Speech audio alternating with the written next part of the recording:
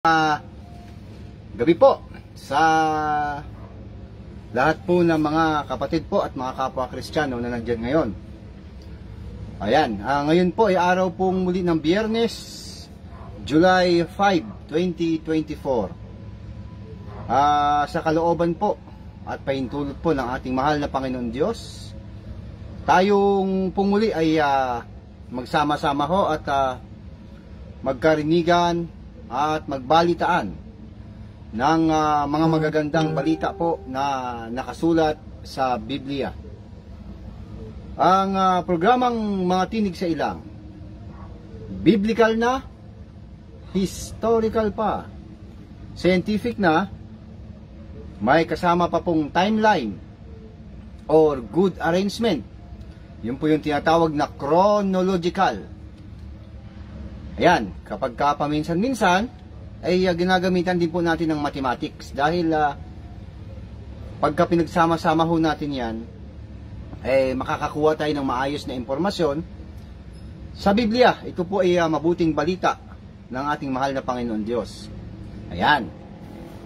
At ito po ay mahigit na po 4 na taon na tayo ho ay nagpe-Facebook Live at nagbabalita ho ng salita ng Panginoon Diyos na tayo ho ay walang patid yun. Dire-diretso po ang ating pagbabalita. Ayan. At syempre, lagi natin sinasabi, hindi ho tayo nagtatayo ng relihiyon. Hindi po ito relihiyon, kundi ito po ay isang samahan na pagkasasama-sama po ng mga kapwa Kristiyano. Ang layunin lamang po natin dito ay mai-deliver, maipamalita.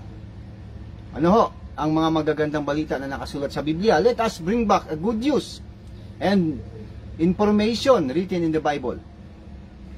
Ayan. At noong nakaraang Biyernes, hindi tayo nakapag-broadcast dahil tayo ho ay umattend doon sa graduation po ng aking anak na bunso. Sa kanya pong pagtatapos sa K-12. Grade 12, ayan. Hindi ho tayo nakaabot sa tamang oras, kaya pinagpaliban na lang ho natin. Okay. Nandyan po si Brother Noel Ferguson. Ayan, good evening po, sabi niya. At nandyan po ang aking mahal na kapatid, si Willa Lane, Balyehera, Cueva, Aluntaga. Diyan naman po sa Himamaylan, Negros Occidental, sa Pangpang, Daywila. At Brother Noel Ferguson. Sila po ay ating mga kapwa Kristiyano. At sa lahat po ng kanilang mahal-mahal sa buhay, mga kapwa ho nating Kristiyano yan at Kristiyana.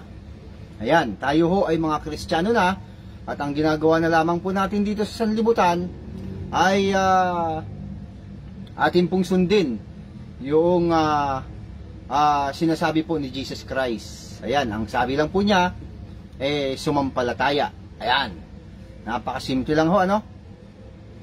Andyan din po si Brother Chandler Rodriguez ng Hong Kong. Yan, kapwa rin ho natin yung Kristiyano. At sa lahat po ng kanyang mga mahal sa buhay, kapwa ho natin Kristiyano at Kristiyana. Yan, welcome po kapatid. Yung ating pong pag-aaralan at ibabalita sa araw na ito, sa gabing ito, ng Biyernes ng July 5, 2024, ay tungkol po doon sa kung may katotohanan ba na mayroon pong mga hayop sa langit. Nakakatawa ka agad, ano? At pagkatapos, ano po ang paraan ng pagpunta po ni Propeta Elias sa langit? Siya ba ay nakasakay sa karwahing apoy na hila-hila po karwahing apoy na hila-hila ng kabayong apoy? Ayan, pag-aaralan din po natin yan mamaya. At atin din pong pag-aaralan, ang pangatlo ay bakit ho bago ho umakyat si Elias sa langit, bakit meron pa siyang 3 lugar na pinuntahan? Yan, nakasulat pa yan sa Ikalawang Hari 2:1 hanggang 11. Yun po yung lugar ng Bethel, tapos sa Jericho, at saka ilog ng Jordan. Ayan. Ayan, mayroon po tayong viewers, Joel Santa. Happy watching to all. Ayan, magandang gabi po. Kapwa rin ho natin yung Kristiyano. At sa lahat po ng kanyang mga mahal sa buhay. Ayan, welcome po kapatid. Libre po kayong magtanong kung ano po ang inyong mga katanungan sa Biblia. Yan tatlo na yan, pag-aaralan po natin mamaya mga kapatid at mga kapwa Kristiyano. Kung yan po ay ipapahintulot po ng ating mahal na Panginoon, dahil sa Kanya lang naman po tayo umaasa, na bigyan ho niya tayo ng karunungan na maideliver natin ng maayos itong mga magagandang balita na ito. Lalong-lalo po pag-aaralan po natin yung langit, kasi hindi ho ito na ibabalita o na i-discuss ng maraming mga pastor, na mga mayayamang pastor, mayayamang relihiyon, tulad po ng Andating Daan. Ayan, hindi ho nila ito na italakay ng maayos, maging ang kanyang tagabasa na nagpapanggap na may Holy Spirit kuno, mali-mali po ang kanyang pagkakasalansan nitong tinatawag na mga langit. Kaya atin hong pag-aaralan maya-maya lamang ng konti. Mag-iipon lang tayo mga kapatid at mga kapwa Kristiyano. Ayan, bago ho tayo magpasimula, atin ho munang balikan yung nakaraan nating pinag-aaral tungkol sa ikapo, mga kapatid at mga kapwa Kristiyano. Yung ikapo, ano ba ibig sabihin ng ikapo? Yan po ay tithes, yung 10% na ibinigay po ng mahal na Panginoon Diyos sa lahing Israel. Ayan, ang binigyan ho ng tithes, ikapo, 10%. Ayan, nung dumating ho sila sa lupang pangako, yung Israel, nung hinati-hati po ni Moises at ni Joshua yung Israel, yung mga lugar na dapat tamnan, ang wala hong kaparte, kukwento ko na lang ho, ay ang angka ni Levi, kasi 12 ho sila So 11 po ang nagkaroon, so si Levi po, ang kapatid din ng si Levi ay wala pong ama ng mga lupain, wala silang pagtatamnan, kundi ang kanilang trabaho ay ipunin po ang 10% na ibibigay sa kanila, at pag naipon ho nila yon, yung 10% nun, yun po ang iaalay nila sa Panginoon Diyos bilang handog. Ayan, yan po yung naging trabaho ng Levi. Tandaan ho natin, dapat ho maisasalansa ng maayos ng mga tao, ng mga nakikinig sa ating panahon, na ang Levi po, nahigpit po na utos ng mahal na Panginoon Diyos, na ang Levi po ang tatanggap ng 10%, ang lahi ni Levi. Ang dahilan, wala kasi silang manang lupain na kanila pong pagkukuhanan ng kanila ikabubuhay. Kaya, doon ho sila umaasa sa ibibigay na 10%. Ayan, at ang 10% naman, ang pinaka 10%, ay ihandog nila sa Panginoon Diyos. Ayan mga kapatid at mga kapwa Kristiyano, yan po ang tamang proseso ng ikapo.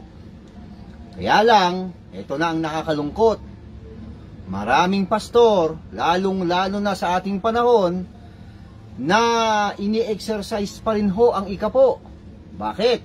Kasi ang sabi ng marami, lalo na itong mga pastor na may Holy Spirit kuno, kahit wala, si Jesus Christ daw ho kasi nagbigay din ng ikapo. Yan ba ay may katotohanan? Siyempre wala.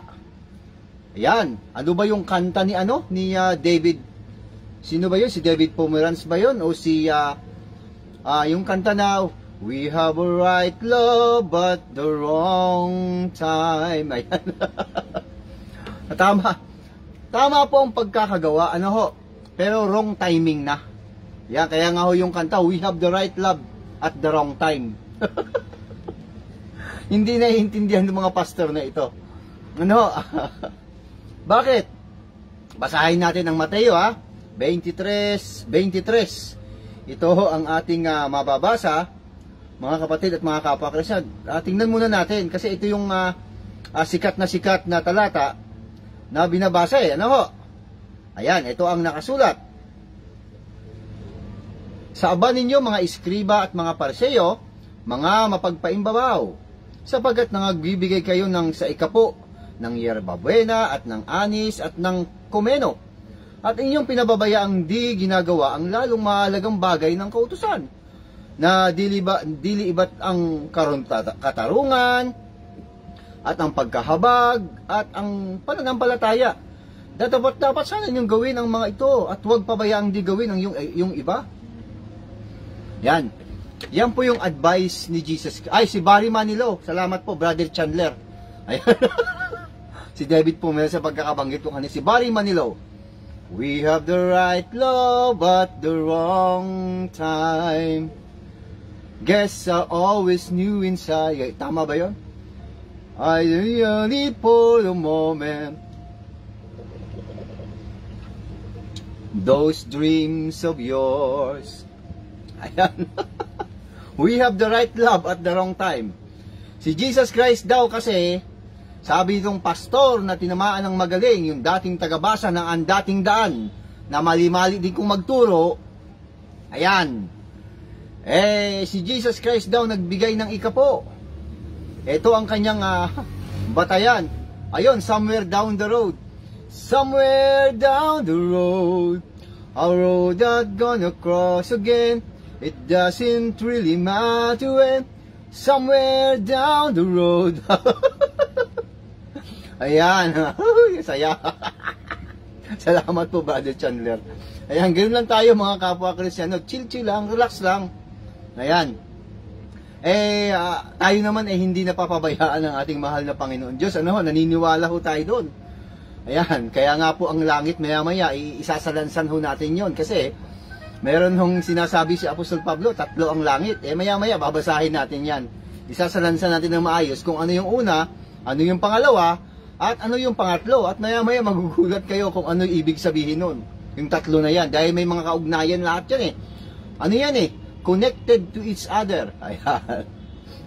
Okay. Yan nga po, ang ika po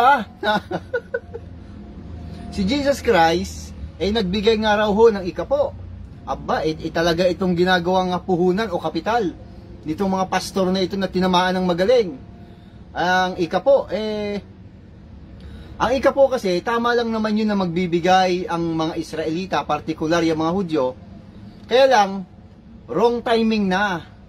Kaya nga po sinasabing, we have the right love at the wrong time. Wrong timing na ho. Bakit? Kasi nga ho, wala na ho ang Israel. Watak-watak na ho sila.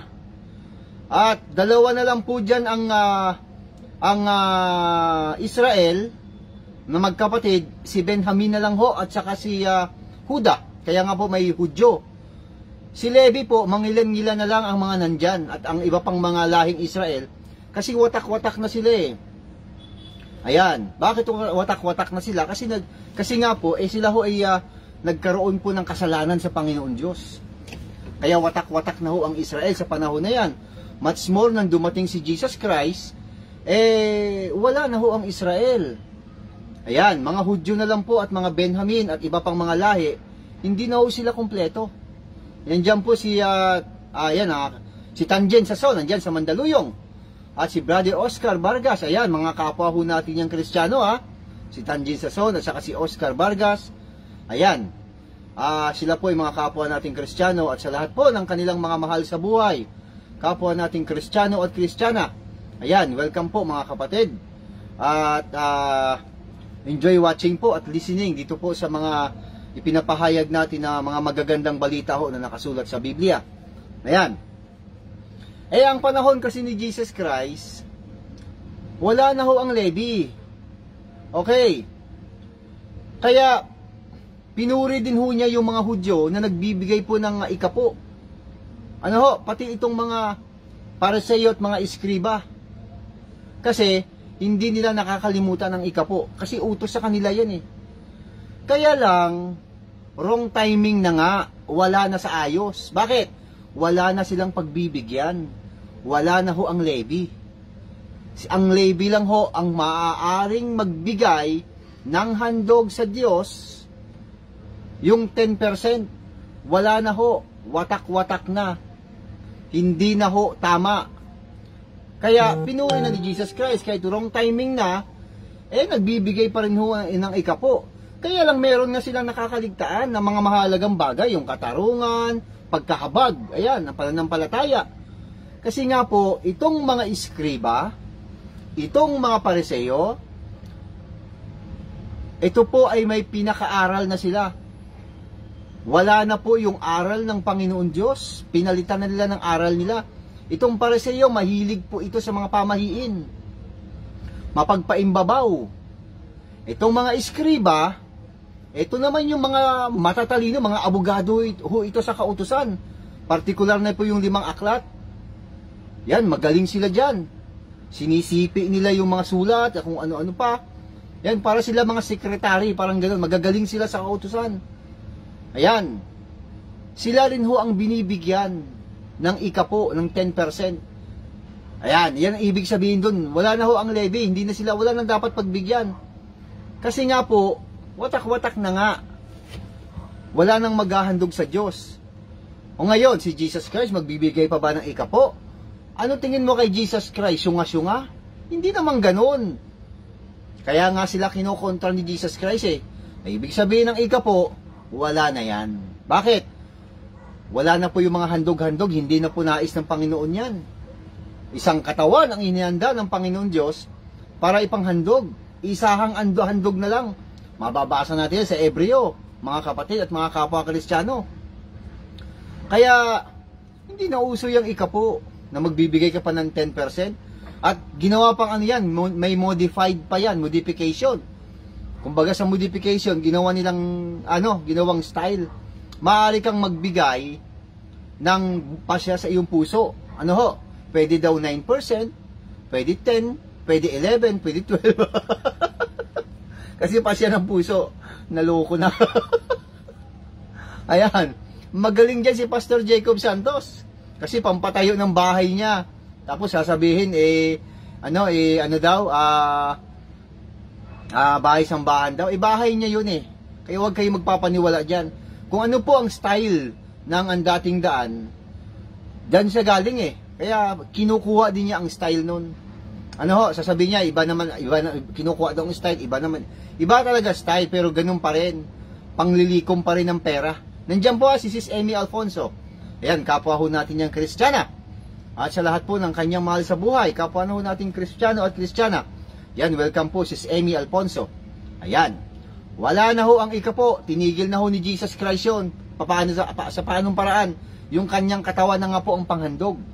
Siya na ho bahala. Kaya nga, dapat ang gagawin na lang natin, pananampalataya. Ano ba ibig sabihin ng pananampalataya? Pagtitiwala. Ipagkakatiwala na lang natin kay Jesus Christ ang lahat. Ayan. Mag-message po ang mga nandyan kung sino po ang mga nandyan. Kasi hindi ko ho talaga nakikita yung mga nandyan pa kung hindi ho kayo mag-message kahit mag-hello lang po kayo. Ayan, tingnan mo si Sis Amy, na-acknowledge ka agad siya. Ayan. Sige po. Yang ika po, hindi na yan uso. Wala na yan. Kaya pag mayroon kayong pastor, relihiyon, na ini-exercise pa rin yung ika po, tapos may modification pa, hindi ho totoo yun. Walang katotohanan sa kanya. Namemera lang yun. Kaya nga ang dami ng relihiyon sa ating panahon, puro na lahat mga ganun ang ginagawa. Ayan, hindi ho sila, wala ho sila sa katotohanan. Ayan. Dahil sarili na lang nila ang gagaling ng kanilang Pero mo, ang kanilang mga mahal sa buhay, nakapag-aral ho sa isang mataas na eskwelahan, may pang-tuition magaganda ang kanilang bahay, magaganda ang kanilang sasakyan. Meron pa nga tayong kilala, pastor. Sa ngayon, congressman pa ngayon, Kaya, wala talaga wala naman hindi naman nila maiayos yung tawag po na chronological na salita ng Panginoon Diyos. Ganun po ang ibig sabihin ng Panginoon na kapag ikaw po ay magbabasa ng Biblia, dapat alam mo yung buong kwento ng Biblia, yung pinaka-istorya niyan. Ayan, yung layunin ng Diyos, yung kalooban ng Diyos. Ayan, kung ano ba talaga layunin niya. Dapat makuha yun para maintindihan ng Biblia. Ayan, ganun lang naman po yung kadali. Kaya, sa atin sa pagsasama-sama natin, sa paraan po na itong Facebook Live, dito tayo nagkakaroon ng pagkakatipon. Ang pinag-uusapan ho natin dito, yung salita ng Panginoon Diyos. Wala ho ditong involved na ikapo at kung ano-ano pa man. Andiyan po si Brother Victor Santa Juana. Good PM, I am listening to your program. Ayan, Brother Victor Santa Juana. Ayan, andyan din po si Sis Opie Miranda, dyan po sa Makati. Ayan, good evening to all. Ayan, andyan pala sila. Ayan, mga kapwa ho natin yung Kristiyano, at sa lahat po ng kanilang mga mahal sa buhay, kapwa nating Kristiyano at Kristiyana. Ayan, sige po. Welcome po mga kapatid ha. Ayan, sige ho. Yan ang malungkot na katotohanan tungkol dyan sa mga ginagawa ng mga pastor tungkol sa ikapo. Tinigil na yan ni Jesus Christ ha, at hindi ho siya nagbigay ng ikapo. Bakit? Anong preba, Brother Vincent? Kanino niya ibibigay ang ikapo? Yung 10%, kanino niya ibibigay? Wala.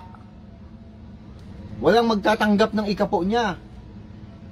Kasi alam ni Jesus Christ na ang tatanggap ng ikapo, itong mga Pariseo, mga Iskriba, sila ho yung leader ng relihiyong Hudaismo at gamit-gamit ho nila yung templo ng Panginoon Diyos.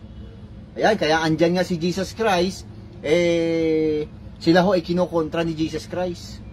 Yan po ang katotohanan at yan po ang nakasulat. Maraming ginawa si Jesus Christ na mga pagkontra sa kanila Tulad nga po itong Mateo 23:23. Ang priority nila ay yung ikapo. Pero ang ibang mga aral, wala na, nakakalimutan na. Yan ang nakakalungkot mga kapatid. At mga kapwa Kristiyano. Siguro okay na yung tungkol sa ikapo. Ayan. Hindi na ho uso ang ikapo wala na ho yan. Maging sa panahon ni Jesus Christ, lalo na sa panahon ngayon, hindi na uso yan, wala na ikapo. Kag nag-iikapo pa ang isang relihiyon, ibig lamang sabihin ho nun, hindi sila believe sa katawan ni Jesus Christ na inihandog, pati sa dugo ni Jesus Christ. Hindi sila believe, hindi sila sumasampalataya, kinokontra pa nila. Ayan, okay. Ngayon, dako na tayo mga kapatid at mga kapwa Kristiyano. Dito po sa ating ibabalita ngayon sa araw na ito ng Biyernes ng July 5, 2024, tungkol po sa may katotohanan ba na may mga hayop sa langit. Yan ho ang ating pag-aaralan. Tatlo ho kasi yan Ang pangalawa ho ay ano ang sinakyan? Ano ang paraan ng pag-akyat ni Propeta Elias sa langit? At bakit, ano po ang ibig sabihin na bakit may 3 lugar pa siyang napuntahan? Yung Bethel, yung Jericho, at yung Jordan, ilog ng Jordan. Ayan, yan po yung ating pag-aaralan maya-maya mga kapatid at mga kapwa Kristiyano. Okay, so unahin na ho natin itong kung may katotohanan bang may hayop sa langit. Okay. Ang una nating tanong ganito, ano ba ang langit? Yan. Kasi marami pong mga reliyon sa ating panahon na hindi po na i-discuss ito Ano ba ang langit? Mga kapatid at mga kapwa Kristiyano. Ayan. Meron kasing sinasabi si Apostol Pablo tungkol sa langit yung bilang. Ito, basahin ho natin sa 2 Korinto po. Ang talata po ay, ang kapitulo po ay 12.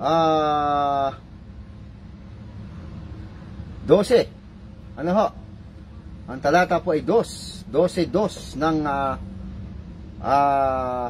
2 Korinto. Ayan. Sabi dito, nakikilala ko ang isang lalaki kay Kristo na mayroon ng 14 na taon, maging sa katawan, ewan ko, o maging sa labas ng katawan, ewan ko. Diyos ang nakakaalam na inagaw hanggang sa 3 langit. Okay, ayan, yan ang pag-aaralan natin ngayon. Kasi si Apostol Pablo ay mayroon siyang sinasabi rito na inagaw daw po hanggang sa 3 langit, 3rd heaven. Ayan. Ngayon, ang atin pong pinag-aaralan dito kung may mga hayop sa langit. Pag sinabi pong may mga hayop sa langit, iba't ibang uri ng hayop po yun. Maya-maya, babasahin natin kung ano yung sinasabi ng Biblia tungkol dyan sa mga hayop na yan.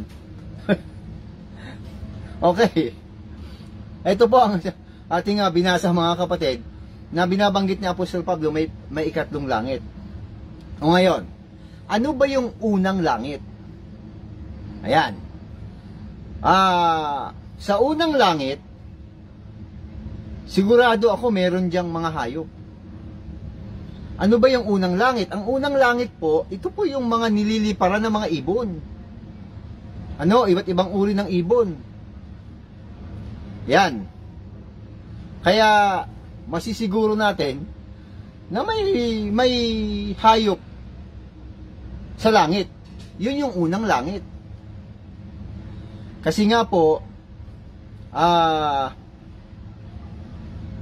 yung unang langit, mga kapatid at mga kapwa Kristiyano, ito po yung nililiparan ng mga ibon.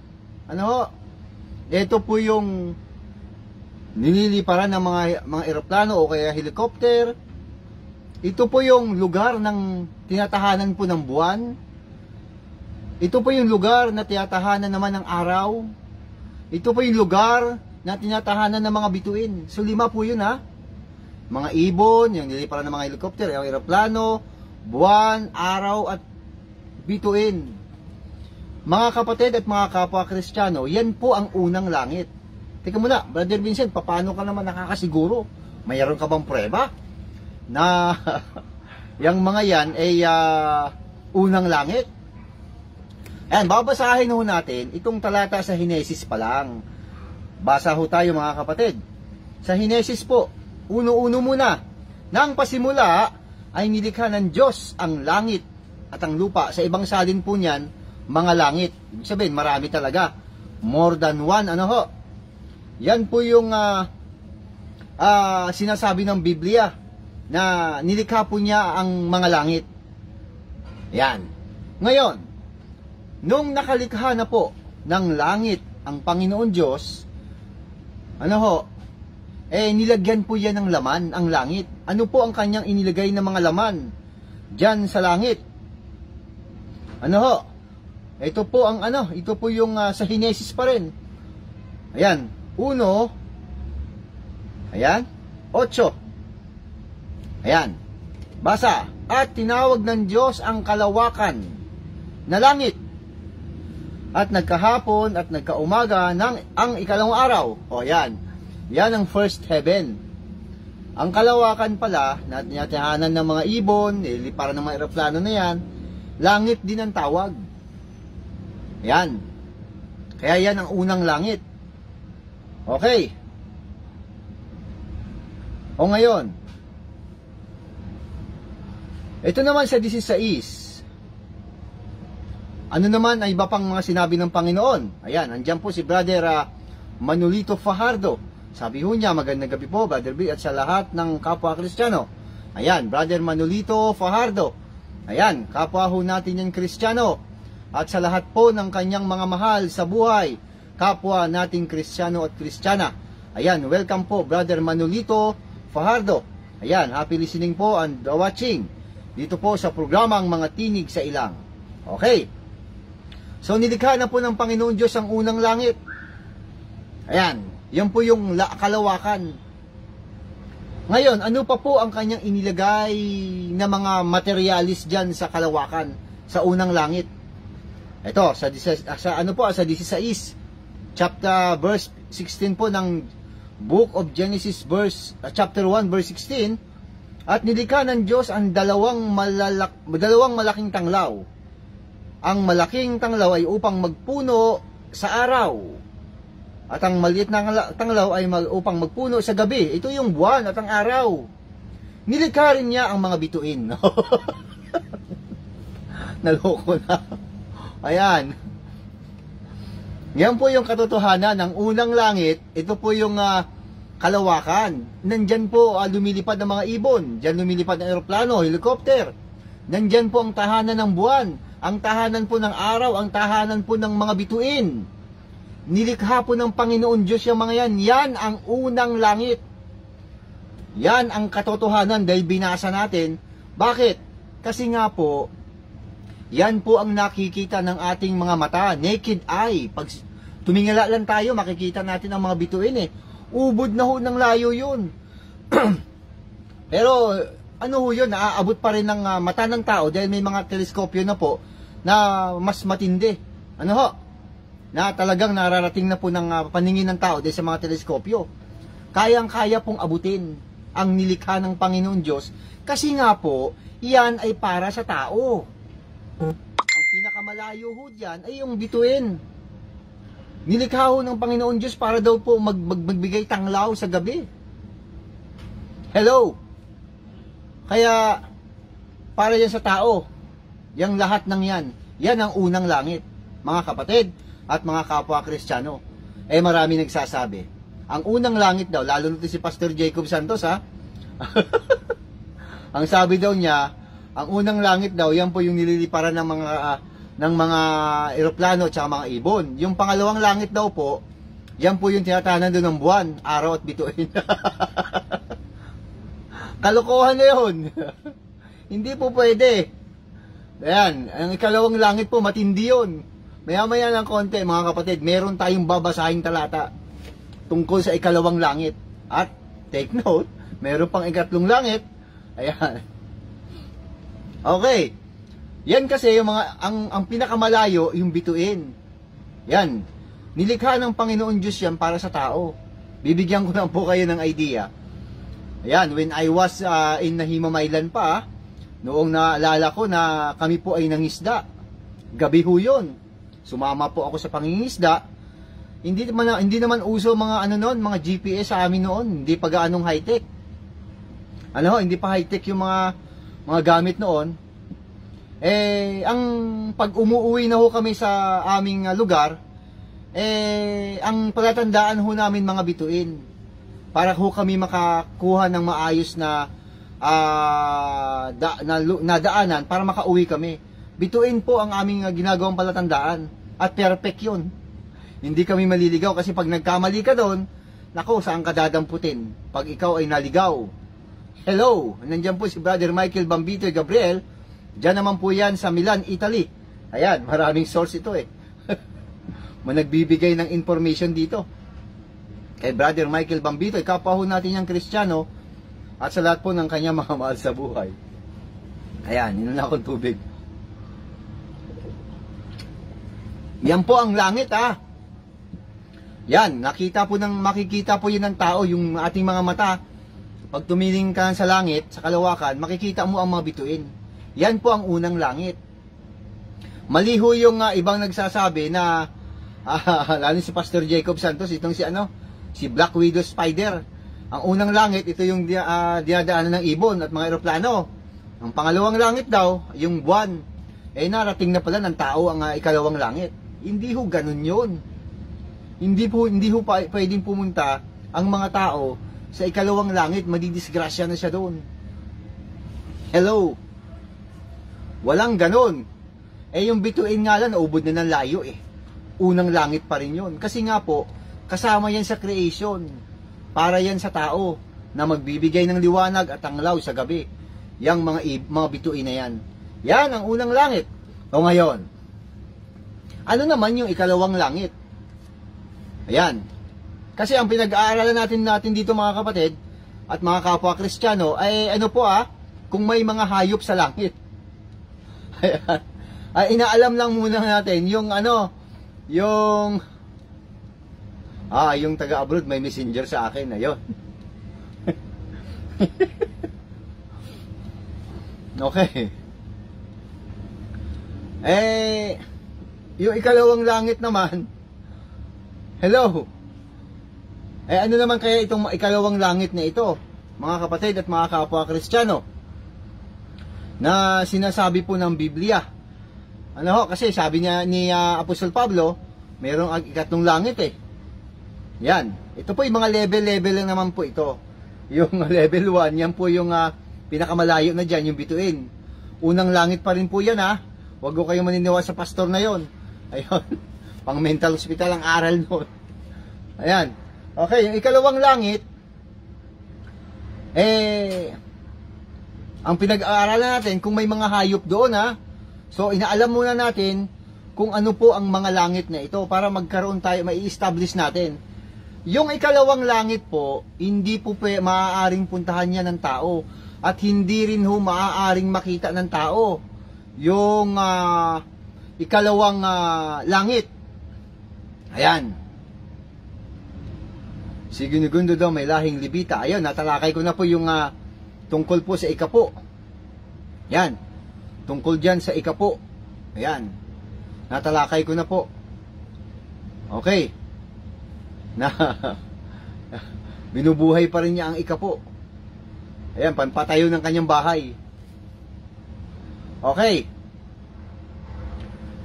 Ayan. Hindi ho maaaring puntahan ng tao yan. Kahit makita, hindi kakayanin ng tao ang ikalawang langit.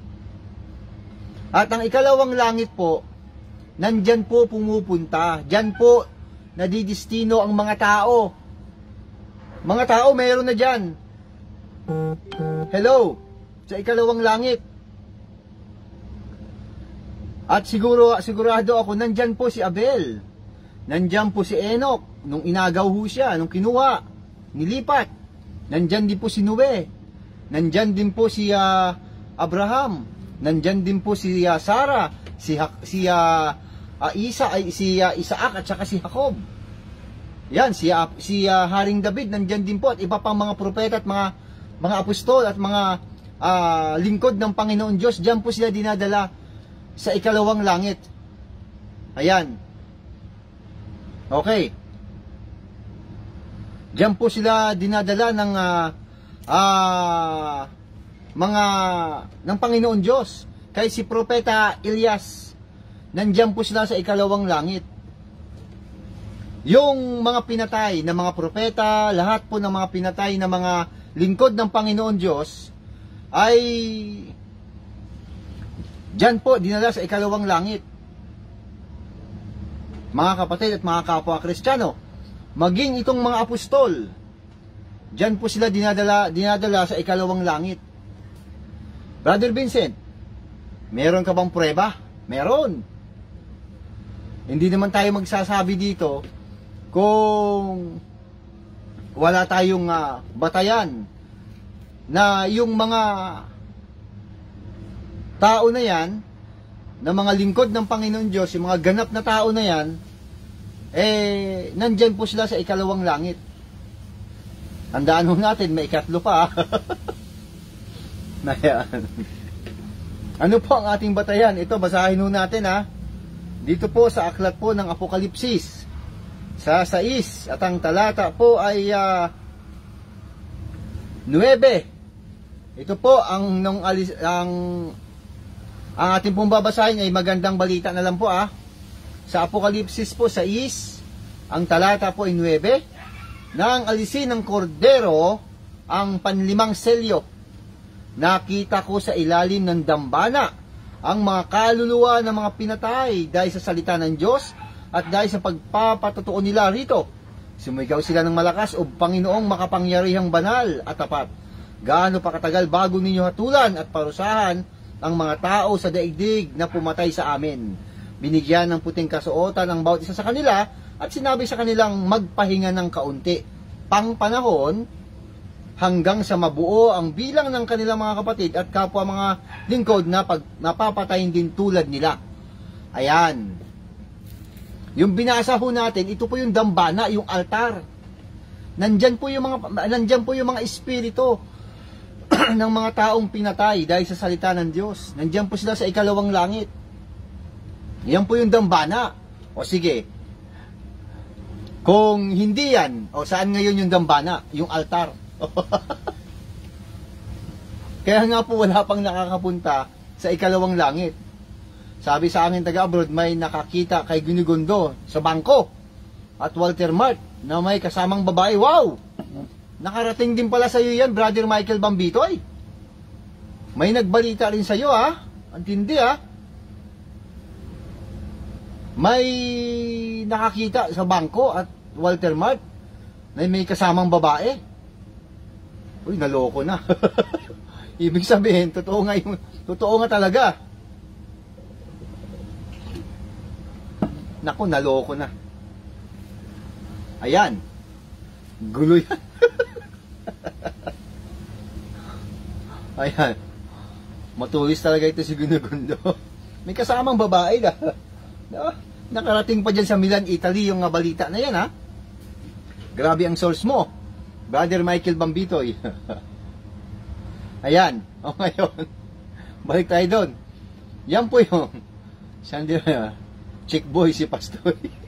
Ano yung sinabi ni Brother Chandler dati? Black and tall ba yun? Ano? Black and handsome? Tall guy and handsome? Tindi, talagang totoo pala yung balita na yun, na may kasama siyang babae sa Walter Mart tsaka sa bangko. Baka magwi-withdraw o di kaya magdi-deposit dun sa ano. Ayan. Ay, naku po. Sige, balik tayo sa ating pinag-uusapan. Mga kapatid, yan po yung ikalawang langit. Yan po yung dambana ng Panginoon Diyos. Nandiyan nakapwesto ang mga taong ganap. At ang lugar po ng langit, mga kapatid at mga kapwa Kristiyano, lugar po yan ng mga banal. Ayan, mga espiritu ang pagkakasabi.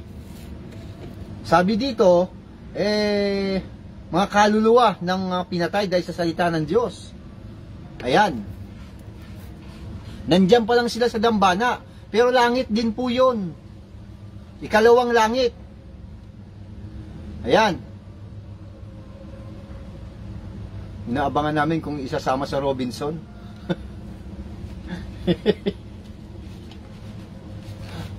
Bagay, Walter Mart pa lang yan eh. Ang lakas ng wifi mo nakarating dyan Ang lakas ng wifi. Ayan mga kapatid at mga kapwa Kristiyano, na nandyan po ang lugar po ng ikalawang langit. Mga lugar po yan ng mga taong banal. Ayan. At wala pong hayop doon. Hindi po pwede ang hayop doon. Bakit? Wala hong binabanggit Kaya yung nagsasabi na pastor na may mga hayop daw po sa langit, mali po yun. Hindi ho tama yun. Ayan, ngayon, meron hong nagtanong sa atin, mga kapatid at mga kapwa Kristiyano. Yun nga po yung ilalapit ko nga sa inyo. Dahil, alam nyo naman, na limitado lang ho yung ating source. Meron hong nagtanong sa atin, tungkol po dyan sa mga hayop sa langit. At ang kanyang tanong ganito, sabi niya sa akin, kung posible daw po ba, na makasama natin yung mga alaga nating hayop, kasi pet lovers pala siya. Ayan, nagtanong siya sa atin kung makakasama daw po ba ulit. Yan, kasi namimiss daw niya yung kanyang mga alagang hayop na nawala na. Yan ang pagkakasabi niya, kasi namimiss daw niya. Ang sagot ko po ganito, kapatid, unahin mo muna, mamis, yung mga taong mga mahal natin sa buhay na asikasuhin, dahil mas nakakatuwa po at masaya tayo doon kapag sila po ay nakasama natin uli pagdating ni Jesus Christ. Ayan, wala pong impormasyon tungkol sa hayop. Ngayon, kung meron man ang Panginoon na ang bahala doon. Relax lang tayo, kasi wala pong impormasyon si Jesus Christ na tungkol sa mga hayop. Kasi ang inahanap ni Jesus Christ, si Amy nagagalit na. Ang bilin-bilin ni Jesus Christ, yung bibig ni Jesus Christ, tandaan natin, sabi niya, magsisampalataya kayo sa Diyos at magsisampalataya naman kayo sa akin. Ayan, ang hinahanap po ng Panginoon Diyos ay yung mga sumasamba sa Panginoon sa espiritu at katotohanan, mga tao po. Hello. Hindi po maaari na ang mga hayop ay sumampalataya.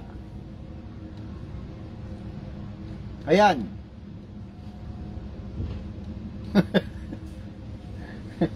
Hindi, si Emmy may ano yan eh, may pangontra sa diyan eh. Mabuti daw siya eh nakarating sa langit. Yan po yung sabi eh.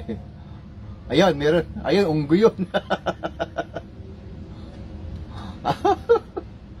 Hindi po maaari yun. Kaya palpak na aral yan, Pastor Jacob Santos ha. At tinatawagan ko po. Ayan, huwag po tayo humigit sa nasusulat. Tama po yun. Huwag tayong humigit sa nasusulat. Walang impormasyon tungkol sa bagay na yan. Kaya nga po yan po mga kapatid ha, huwag nyo po akong pag-isipan ng may sasabihin po ako sa inyo.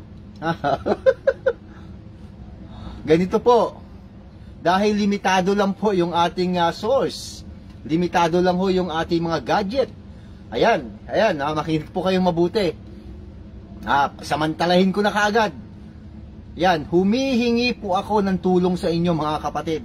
Sabi po ng Panginoon, wag daw po kaligtaan ang pagbibigay ng humingi ng tutulong sa kapwa. Basahin nga natin, isisingit ko lang sa Ebreo. Kasi ito po yung ating laging binabanggit. Sabi dito, ayan, i-ano ko na sa inyo. Ayan. Babasahin ko lang po.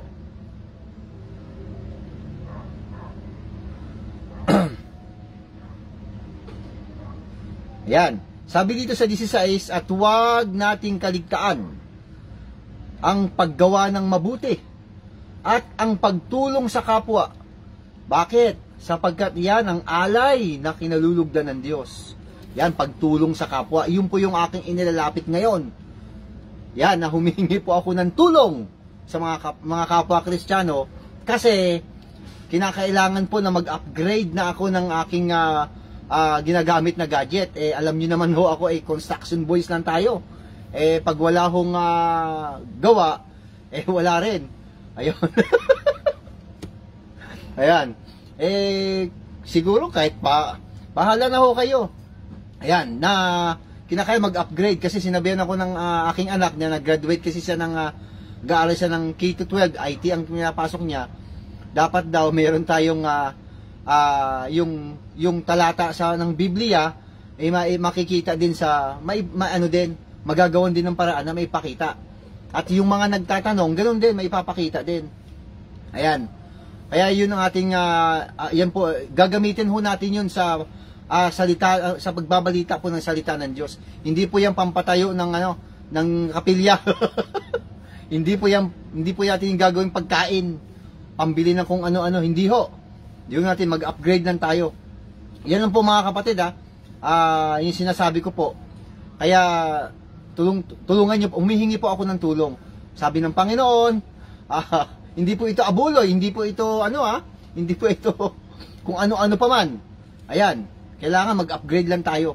Yan lang po mga kapatid O balik tayo doon. O ngayon, wala hong impormasyon tungkol ho doon dahil sa nagtatanong, mahal na mahal daw po niya yung kanyang mga alaga. Gusto niya maibalik uli, na makasama niya uli siguro yung kanyang mga pet. Ano po, yung kanyang mga alagang hayop. May posibilidad daw po ba na makasama yung mga yon? Ang sagot ko po, unahin muna natin yung ating mga mahal sa buhay na makasama natin uli. Kasi mas masarap po yun na ang ating mga namayapa ng mga kamag-anak, mga mahal sa buhay. Pagbalik ko ni Jesus Christ, makakasama uli. O di ang saya-saya nun. Tungkol naman sa mga hayop, bahala na ho ang Diyos doon. Basta huwag lang tayong humigit doon sa nasusulat. Doon lang tayo, stick lang tayo doon. Kaya, wala pong sinasabi si Jesus Christ tungkol dyan sa mga hayop. Ayan. O ngayon, Brother Vincent, may binasa siya na talata, Isayas, Ikalawang Hari, 2:11. Kabayo. Wow! Yan daw ang patunay na may hayop sa langit. Pag binasa mo naman yung Ikalawang Hari 2:11, kabayong apoy. Hila-hila po niya ang karwahing apoy. O karwahing apoy, hila-hila ng kabayong apoy. Ayan. Tapos, binasa rin ho niya sa Apokalipsis 19:11 na si Jesus Christ nakasakay po sa kabayong puti. O di may hayop sa langit, o kita mo kalokohan ng inyong pastor, sa samahan na yan, ng iglesia po na naitayo nitong dating tagabasa po ni Ka Eli Soriano na ang dating daan. Ano ho? Na ito po ay mali-maling turo. Delikado ito. Ayan. Na may mga hayop daw po sa langit at nakabasa sa kabayo. Hindi po hayop ang tawag sa kabayo na nasa langit na sinasakay ni Jesus Christ. Kaya mali ka dyan. Hindi ho hayop yan. Yan, mga nilalang pa rin sa langit yan. Yan pa rin ang tawag. Mga nilalang sa langit. Sila po yung mga taga roon. Hindi hayop yan. Ang hayop po na kabayo nandito sa lupa. Kaya wala ka pa rin prueba. Ngayon, may binasa siya na Isayas 65:25. Basahin ho natin kung ano ito. Tungkol pa rin sa hayop. Ano ho? Ito, Isayas. Ang kapitulo po ay 65. Ayan. Ang talata po ay 25. Ito po ang ating mababasa. Ayan. Dito ay magsasalong parang magkapatid ang asong gubat at tupa. Ang leon ay kakain ng damo tulad ng baka. At ang ahas naman ay pagkain ng alabok. Kahit takapakan mo ay hindi ka mangangamba. Magiging panatag at wala nang masasama sa banal na bundok. Ang bundok ng Sion ay walang makapinsala o anumang masama. Ayan. Nakabasa siya ng hayop. Paano ngayon yan, Brother Vincent? Nakabasa siya ng ng hayop. May leon, may tupa, may asong gubat. Ayan.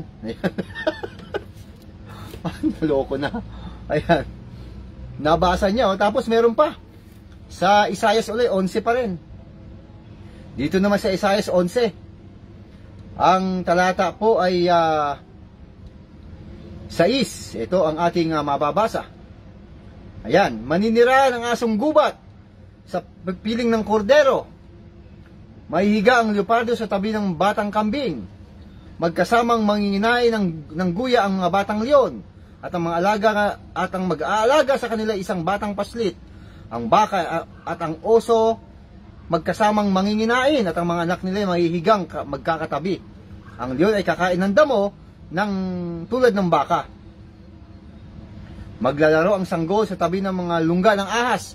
So therefore, meron talagang mga nakasulat na mga hayop talaga, mga kapatid at mga kapwa Kristiyano. Yan daw po ang mga prueba. Ayan. Teka muna. Ano ba yan? Yung binabanggit na yan, mga kapatid at mga kapwa Kristiyano. Yung binabanggit ho na yan, bagong langit at bagong lupa. Yan, iba ho yun. Wala ka talaga sa ayos. Wala sa chronological. Wala sa pagkakasalansan. Yung binabanggit ho na yan, bagong langit at bagong lupa. Ayan, pagbaraho ng bagong langit at bagong lupa, ayan, meron ng ganyan. O ngayon, di may hayop sa langit? Wala nga Hindi nga pwede. Walang hayop dun sa langit. Pagdating na po ng bagong langit at bagong lupa. Tapos andun na rin po ang Panginoon Diyos, makakasama na. Ayan. O ngayon, ano ibig sabihin, mga kapatid at mga kapwa Kristiyano? Yung ikalawang langit na binabanggit dyan, wala hong mga hayop doon. Nandyan po ang mga banal, yung dambana ng Diyos, yung binasa natin kanina. Yan po ang ikalawang langit. Hindi kasama ang mga hayop doon. Ayan. Kasi nga po, yung tinatahanan na yan ng ikalawang langit, temporary lang naman yun Bababa pa rin dito sa lupa. Meron pa pong 1,000 taon.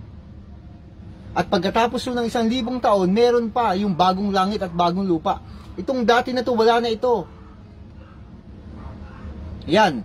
Yung original po na earth, itong tiyatahanan natin na ito, mawawala ito at bababa na ang original na earth dito sa lupa. Yan, magkakaroon na po yung ganon. Kasi sa lupa na ho yung pinag-uusapan, hindi ho langit. Ayan, ang tinatahanan po ng mga hayop na yan, lupa na ho yun, bagong langit at bagong lupa. Bagong mundo po yun.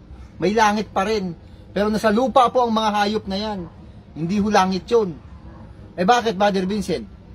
Kasi nga po, itong unang langit na ito, na tinatahanan po nitong mga bituin, ang pinakamalayo, yung ikalawang langit, ito po yung dambana ng Panginoon Diyos.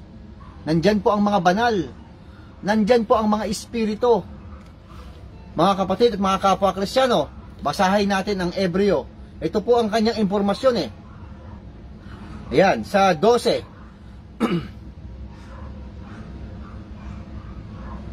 Ayan.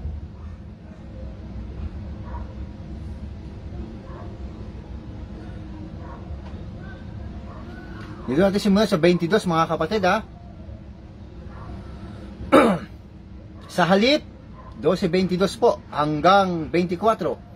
Sa halip ang nilapitan ninyo ay ang bundok ng Sion, at ang lungsod ng Diyos na buhay, ang Jerusalem sa langit, na kinaroroonan ng di mabilang na anghel. Ang dinaluhan ninyo ay masayang pagtitipon ng mga panganay na anak, na ang mga pangalan nakatala sa langit. Ang nilapitan ninyo ay ang Diyos na hukom ng lahat, at ang mga espiritu ng mga taong ginawang ganap. Nilapitan ninyo si Jesus, ang tagapamagitan ng bagong tipan, at ang dugong iwinisik na may pangako na mas mabubuting bagay, ayan, kaysa isisigaw ng dugo ni Abel. Ibig sabihin, mga kapatid, ito yung tinatawag na iglesia ng mga panganay, na sinasabi nila na ni Eli Soriano, Israel daw yon. Sabi naman itong dati niyang tagabasa, ang iglesia ng mga panganay, mga Kristiyano. Hindi ho. Ang iglesia po ng mga panganay na binabanggit, ito nga po yung mga nilalang sa langit. Ito yung pinuntahan ng mga taong ganap, yung mga banal. Ayan, nandyan na ho sila. Yan, sa ikalawang langit. Mga kapatid at mga kapwa Kristiyano, wala hong hayop doon. Ang magkakaroon lang ho ng hayop, yung magkaroon na po ng bagong mundo, bagong langit at bagong lupa. Nasa lupa pa rin yun. Hello! Ayan, yan po yung impormasyon kay Propeta Isaias. Okay. O ngayon, ano naman yung ikatlong langit? Yan po ang tamang pagkakasalansan. Ayan. Yung ikatlong langit naman, na sinasabi po ni Apostol Pablo na meron siya nakilalang lalaki, inagaw daw po hanggang sa ikatlong langit. Aba, matindi ito. Ikatlong langit. Nalagpasan niya, ibig sabihin, talagang dire-diretso sa ikatlong langit. Ano po yung ikatlong langit naman? Mga kapatid at mga kapwa Kristiyano, sino ba ang nakarating dyan sa ikatlong langit? Kaya nga po ang sinasabi natin palagi na mag-focus tayo sa aklat po ng Apokalipsis. Kasi yan po ang impormasyon na yan ay kahuli-hulihang impormasyon na. Siyempre, ang nakaakyat na dyan, walang iba kundi si Apostol Juan. Nakarating po siya sa luklukan ng Panginoon Diyos, ng Ama. Nakakita ho siya doon ng 24 na matatanda. Nakakita ho siya ng nilalang na buhay. Nakakita siya ng mga trono. Yan po ang ikatlong langit. Yan po ang kaharian ng Diyos. Hello! Yan po, ibang klase ho yan. Si San Juan po ay nakarating na dyan. Meron pang isang tao, si San Esteban. Ayan, nakita rin, hindi siya nakarating, pero nakita niya.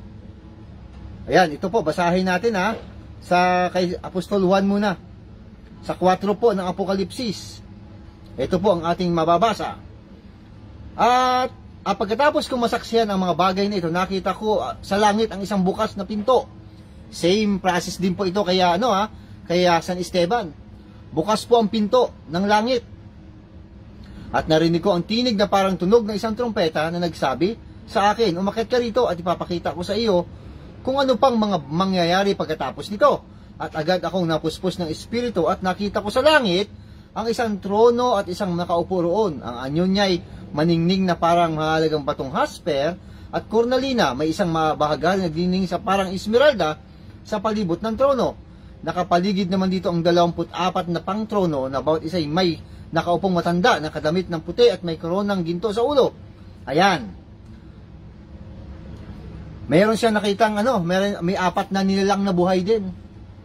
Ito po yung ikatlong langit. Ito po yung trono na ng Diyos. Ibang usapan na ho ito, mga kapatid at mga kapwa Kristiyano. Ayan. Nakita rin ho ito ni San Esteban. Ito po, basahin natin sa Gawa. Ayan, 7. Okay.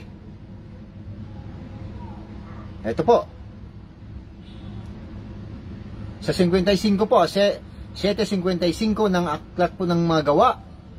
Ngunit si Esteban na puspos ng Espiritu Santo ay tumingala sa langit. At nakita niya ang kaluwalhatian ng Diyos at si Jesus na nakatayo sa kanan ng Diyos. Kaya sinabi niya, tingnan ninyo, nakikita kong bukas ang kalangitan at ang anak ng tao na nakatayo sa kanan ng Diyos.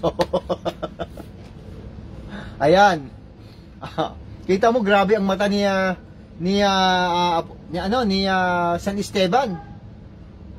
Nakita po niya ang trono ng Diyos at nakita niya si Jesus Christ nakatayo. O yan po ang ikatlong langit. O ayan. O di ayos na. Ayan.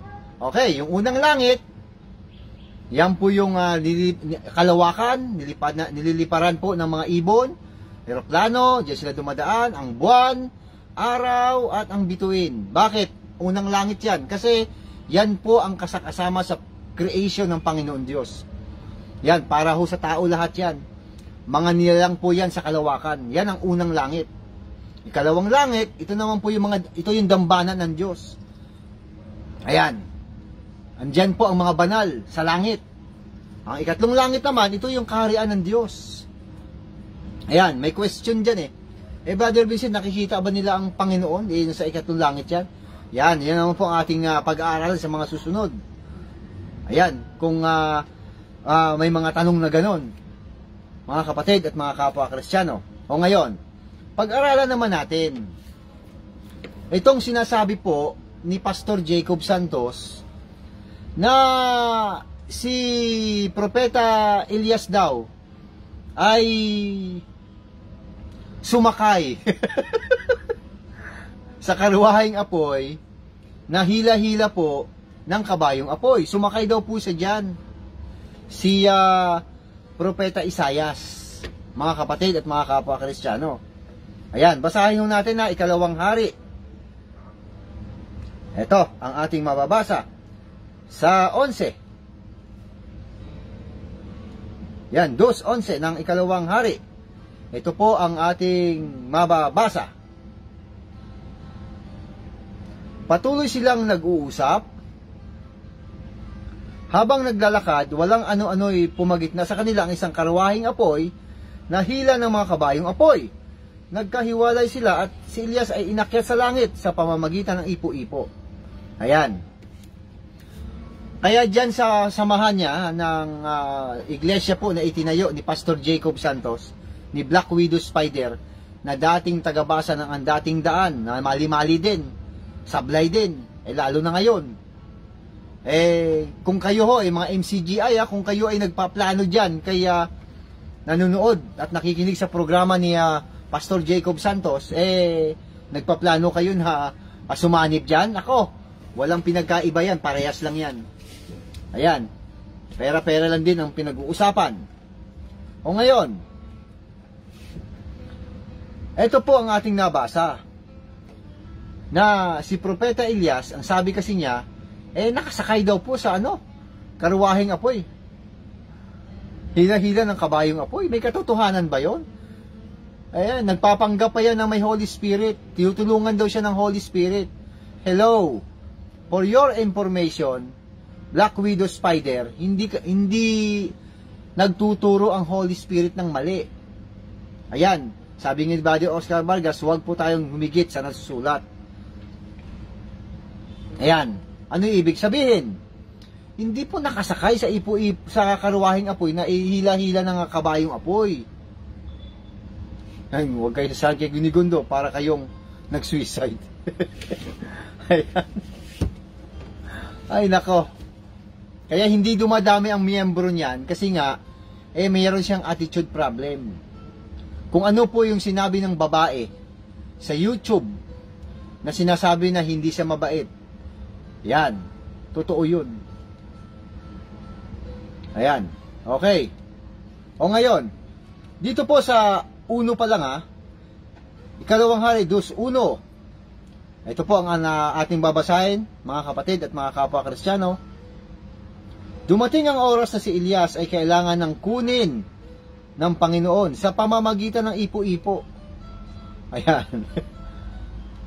Si Propeta Elias po, hindi po siya nakasakay sa kabayong apoy o sa karwaheng apoy na hila-hila ng kabayong apoy.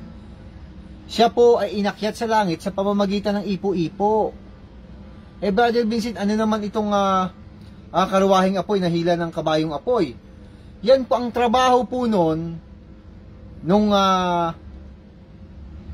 kabayong apoy na hila-hila niya ang karwaheng apoy. Paghiwalayin lamang po si Propeta Elias at saka si Propeta Eliseo.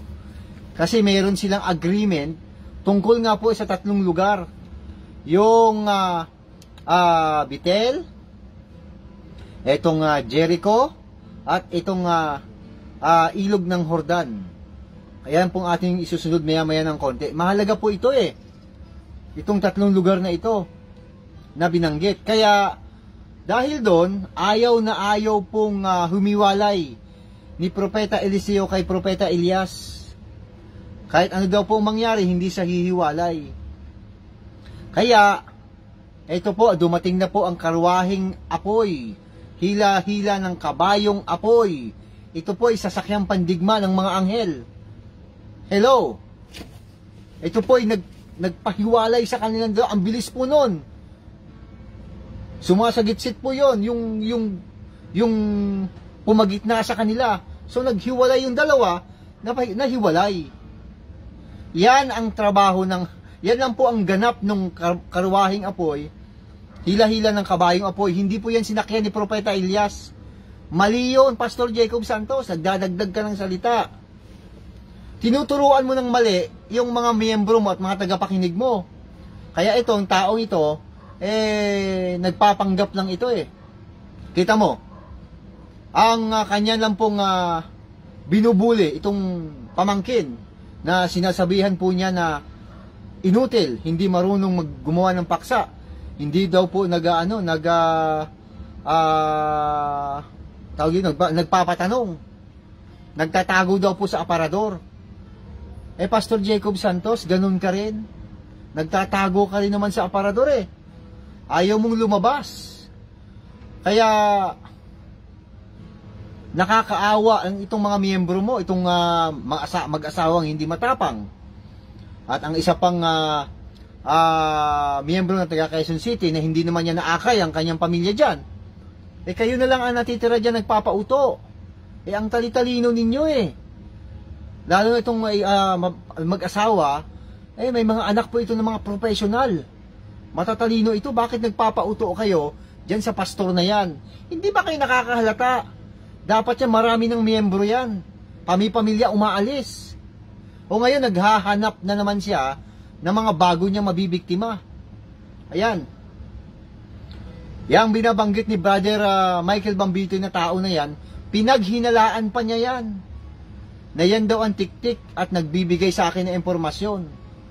Kawawa Dapat itong binabanggit ni Brother Michael Bambito na tao na yan, dapat lumayas na ito dyan Kasi ginawa siyang, pinaghinalaan din. Na tik-tik daw, nagbibigay sa akin ng impormasyon. Ayan, kay Brother Michael Bambito, hindi niya alam kung sino nagbibigay ng impormasyon kasi nasa abroad. Sabi ni Sis Amy, nako po, baka evil spirit ayaw magpatanong. Ano kaya yun? Ayaw magpatanong. Hindi naman po sa ayaw magpatanong, pwede namang magtanong. Kaya lang, ang tanong, doon po sa last 10 minutes. Hindi na yung masasagot. Hindi na yung masasagot. Kasi matatapos na yung kanyang programa Ano ibig sabihin? Hindi ho niya kaya. Hindi niya kaya magpatanong. Dito pa sa programa na ito, pwede tayo gumanggap ng katanungan. Hello, mga kapatid at mga kapwa Kristiyano, live. Ayan. Diba? Ang dali-dali lang namang intindihin eh. Si Propeta Isaias po, hindi po siya nakasakay sa karwaheng apoy, hila-hila ng kabayong apoy. Hindi siya nakasakay doon. Kundi ang trabaho, ang ganap ng karwaheng apoy na yan, na hila-hila po ng kabayong apoy, pumagitna po, paghihiwalay yung dalawa. O ngayon, ano po ang paraan para nang nakaakyat na po si Propeta Elias? Ipo-ipo ho yun.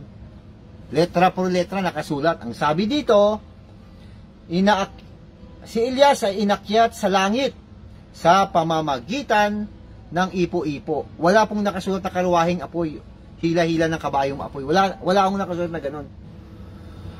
Yung kabayong apoy po at may karwaheng apoy, ano po yun? Ang bilis po nun. Dinaanan lang sila, tapos naghiwalay na. Yan, kaya mali. Hindi tama, pang mental hospital na aral yan. Yung ganong aral na si Propeta Elias daw, sakay-sakay doon sa karwaheng apoy. Ay nako. Pero magtanong tungkol kay Brad Eli, ang bilis ng sagot. Oo, tama, yun ang nahalata ng marami. Pag tungkol kay Ka Eli Soriano ang tanong, kahit na out of context yan, sasagutin niya yan. Oo, ganun siya eh. Wala hong ano yan. Wala rin hong isang salita yan na pwede magtanong, pero ang tanong mo, last 10 minutes pa. Yan ang kalokohang aral ni Pastor Jacob Santos. Kaya nagtatago sa aparador. Ayan, yung mga miyembro dyan inat-inat na kayo at yung wag na ho kayo magpauto. Ang tatalino ng mga anak ninyo, bakit kayo nagpapauto? Layasan nyo na yan. Hindi ba kayo nag-aalala? Ito namang isang kapatid pa na hindi naman niya naakay ang kanyang asawa at mga anak. Ibig sabihin, matalino po yung kanyang pamilya. Siya lang hindi. Kasi nagpapauto pa rin hanggang ngayon. Tapos ito namang miyembro ng MCGI na nakikinig dyan sa programa ni Pastor Jacob Santos na nagpapanggap na may Holy Spirit kuno, kahit wala naman. Meron ba namang ganun na nakadalawang pamilya na? Nakadalawang pamilya, pares may anak? Parehas siya nilayasan? Bakit siya nilayasan? Kasi mayroon pong attitude problem. Ayan. Hindi ho ganun ang Holy Spirit. Ano tingin mo sa kanya? Na basta lang sasanib o basta lang tutulong sa isang taong hindi naman karapat-dapat. O, tingnan nyo. Palpak agad yun. Isang bagsakan lang, palpak agad. Nakasakay daw si Propeta Elias sa karwaheng apoy, hila-hila ng kabayong apoy. Hindi naman. Anong paraan? Inakyat po si Propeta Elias ng ipo-ipo. Nawala na siya. Ganun ho yun. Bakit o? Ganun. Yun ang nakasulat eh.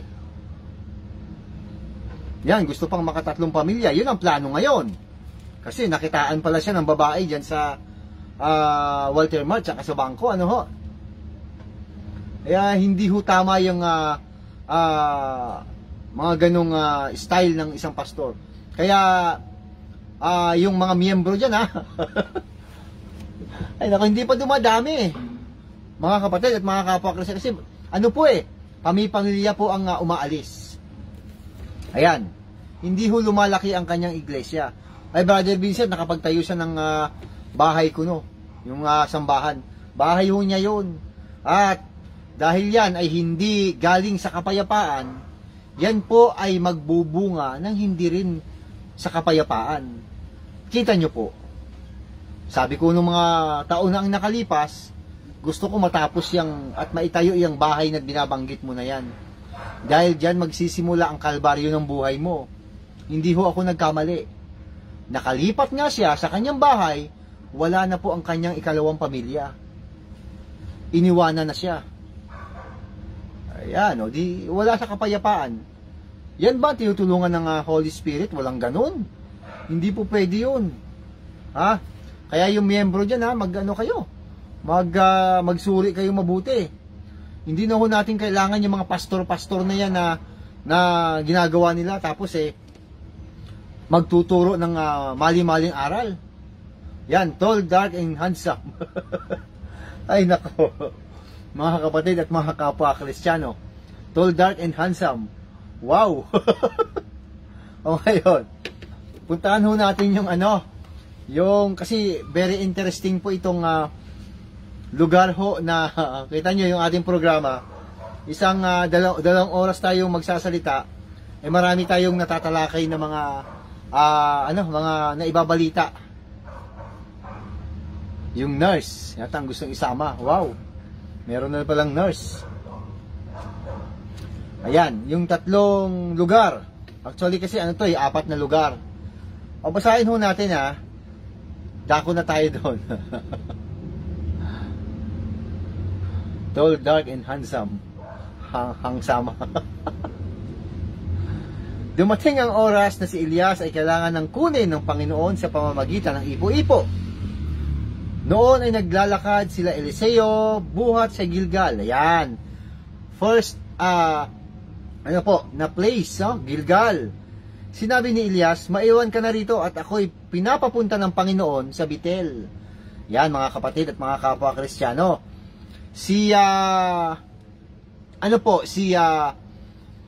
Propeta Elias, sinabihan niya si Propeta Eliseo na maiwan ka rito.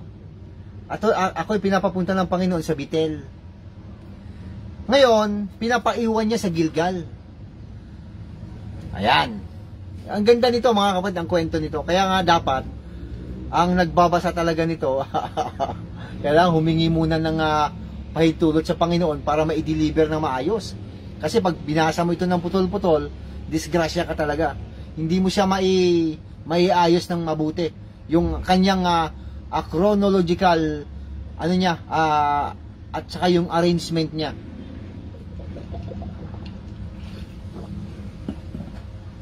Yan, Gilgal. Yung Gilgal po, kukwento ko na lang po sa inyo para hindi ho gaanong, kasi kung babasahin pa po natin, ayan, sasabihin ko na lang po ang talata. Okay. Yung gusto po ni Propeta Elias na si Propeta Eliseo ay magpapaiwan sa Gilgal. Ayan. Ngayon, ano po ang tugon ni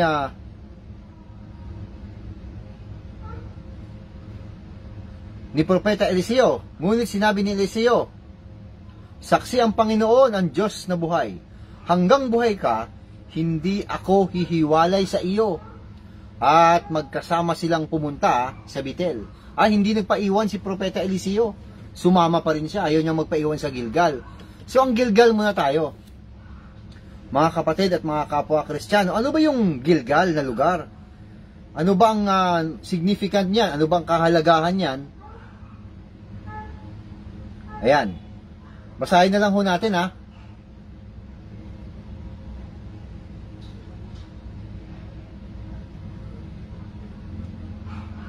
Yung Gilgal po, ganito po ang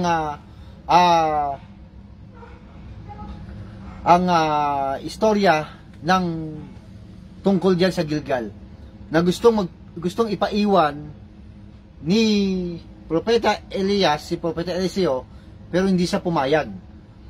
Magpaiwan daw siya sa Gilgal. Ano ba yung Gilgal? Yung Gilgal po, yan po yung lugar na kung saan nagkaroon po ng panibagong pagtutuli. Ayan. Kumbaga, inulit po ng Panginoon Diyos Basahin na lang natin tapos dire-diretso ko na lang para magkaroon tayo ng idea.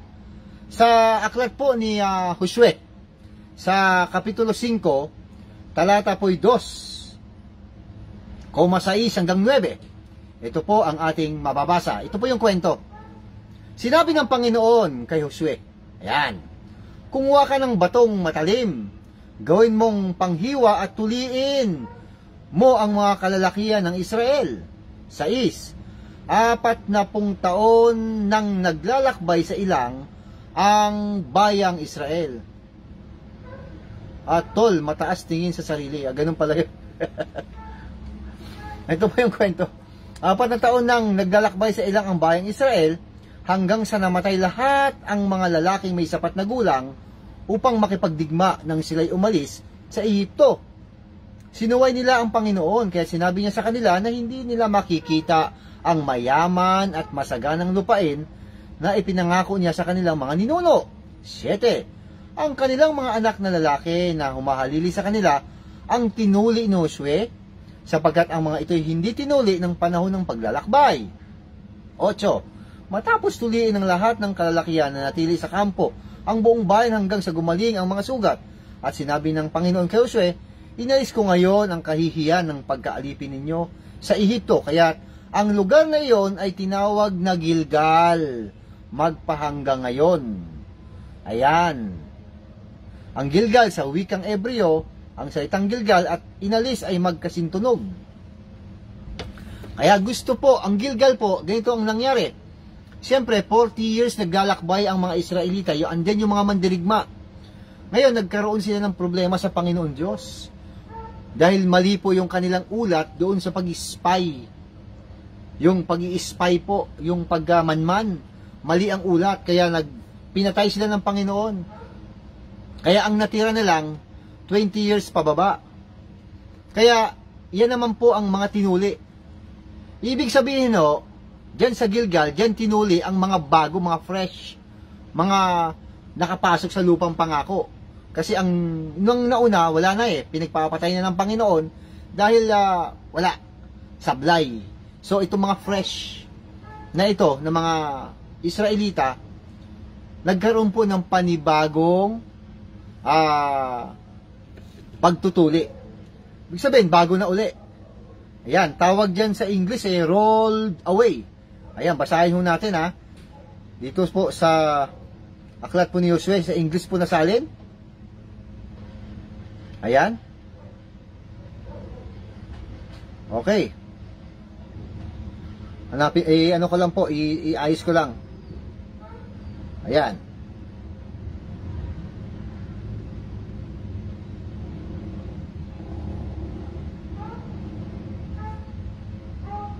Okay, sa English po ito.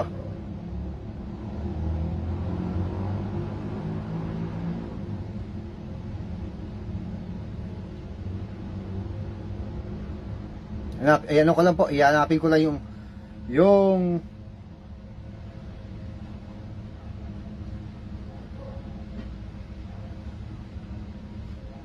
ito. Ayan.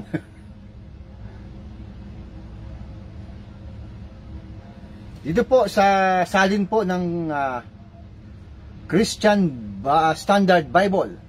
Ito po ang nakasulat sa 9 po. Chapter 5 ng Book of Joshua. Verse 9. Ito po ang nakasulat.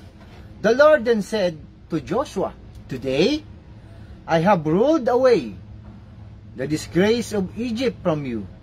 Therefore, the place is still called Gilgal today." Yan. Ruled away. Ibig sabihin, nagkaroon po ng pagbabago. Yan. Inalis na ang pagkakahihiyan. So, tinuli. Yan. Mahalaga po ito Gusto ngayon ni Propeta Elias na magpaiwan na si Propeta Eliseo dyan sa Gilgal. Ay ayaw pumayag. Sumama pa rin siya. Okay, pangalawang lugar na, ang pupuntahan ho nila ay ang Bethel. Ano naman po yung Bethel? Ay, maganda po itong pagkakasunod-sunod Yung Bethel naman po, eto naman po yung natatandaan nyo po ba si Jacob? Yung siya po ay naglakbay, tapos meron isang ginawang unan. Dito po sa Genesis po chapter 28. Ayan, basahin po muna natin. Chapter 28, verse 19. Ito ang ating mababasa. Ayan.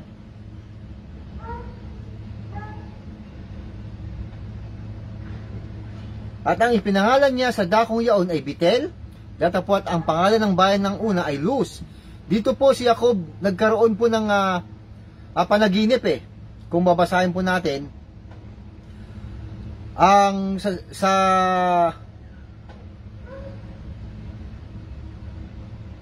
magandang balita na lang po. Ayan.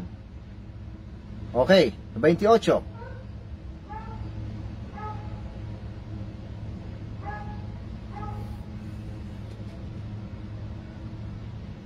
Sa 16 po, nagising si Jacob at ang sabi, hindi ko alam na narito pala ang Panginoon, nakakapangilabot ang lugar na ito. Tiyak na ito ang tahanan ng Diyos at ang pintuan ng kalangitan. 19. Tinawag niyang Betel ang lugar na iyon na dati tinatawag na Luz. Ayan, Betel, ibig sabihin, house of God. Ayan, okay. So, galing sila sa pagtutuli, tinuli ang lahat ng mga kalalakihan, yung mga fresh, then dumaan na sila sa bahay ng Diyos. Ayan, dumaan sila sa bahay ng Diyos, yung Betel. Kasama po si Eliseo. Okay, yung pangalawang lugar naman na pinuntahan, yung pangatlo na pala na lugar. Kasi una, Gilgal, Betel. Ano yung pangatlong lugar na pinuntahan? Ayan, eto naman, basahin naman natin. Dire-diretso lang po. Sa 3, sinalubong sila ng mga propeta roon at tinanong nila si Eliseo. May mga propeta roon sa Betel. Tinanong nila si Eliseo, alam mo bang ang Panginoon mo'y kukunin na ngayon ng Panginoon? Alam ko, kaya huwag kayo maingay. Sagot niya, sagot po ni Eliseo.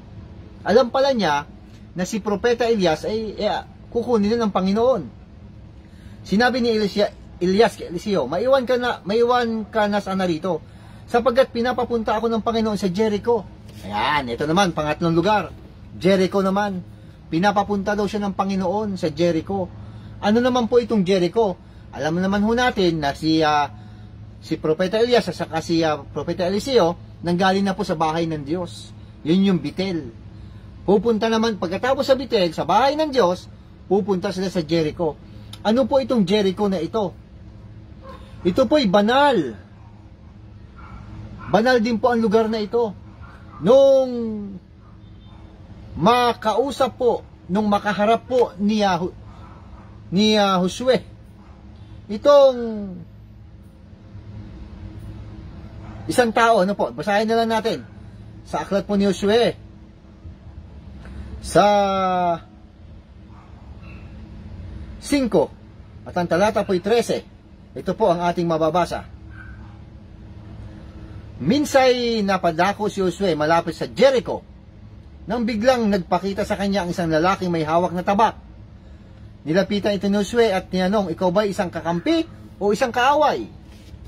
Hindi, sagot ng lalaki, ako'y naparito bilang pinuno ng hukbo ng Panginoon. Nagpatira pa si Josue at sumamba. Sinabi niya, ano po ang pinag-utos ng Panginoon sa kanyang alipin? Sumagot ang pinuno ng hukbo ng Panginoon, alisin mo ang iyong sandalyas, sapagat lupang banal ang iyong tinutungtungan, at ginawa nga ni Josue ang inutos sa kanya. Yan. Doon naman ang pangalawang lugar na pupunta nila, yung Jericho. Bakit? Ano meron sa Jericho? Yan po ay banal na lugar. Yan po ay kinubkob ng Israel. Ibig sabihin mga kapatid, may kaugnayan ito doon sa aklat pa naman ng Apokalipsis. Itong lugar ng Jericho. Kasi ang utos ng Panginoon dito, sa libutin daw po ng Israel ang Jericho kasi may pader ito eh. Tapos sa ikapitong araw, 7 beses silang ikutan. Pagka hinipa na raw po ang trumpeta, turut, turut, magsisigaw daw po ng malakas ang mga Israelita. Tapos, mawawasak na po ang Jericho. Ano po kaugnayan nito? Ito po yung pinapakita ng galing na sila sa bahay ng Diyos, nakakuha sila ng impormasyon doon, papasok sila sa Jericho, sisirain nila ang Jericho, lilipulin nila ang lahat na nandun. kailangan kasama rin si Propeta Eliseo para masaksihan niya. Okay, ayun na yun. Di sumama na si Propeta Eliseo. So, dalawang lugar na po, Bethel, na kung saan ay bahay ng Diyos, Jericho, na kung saan ay banal, at doon winasak ng Israel sa pamamagitan ng sigaw. Yung pangatlo, itong very interesting po ito mga kapatid at mga kapwa Kristiyano. Ayan.